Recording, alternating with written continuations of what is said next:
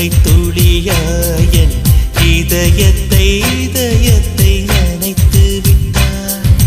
பார்வையிலே பார்வையிலே ஒரு வேதியில் மாற்றத்தை நிகழ்த்தி விட்டார்.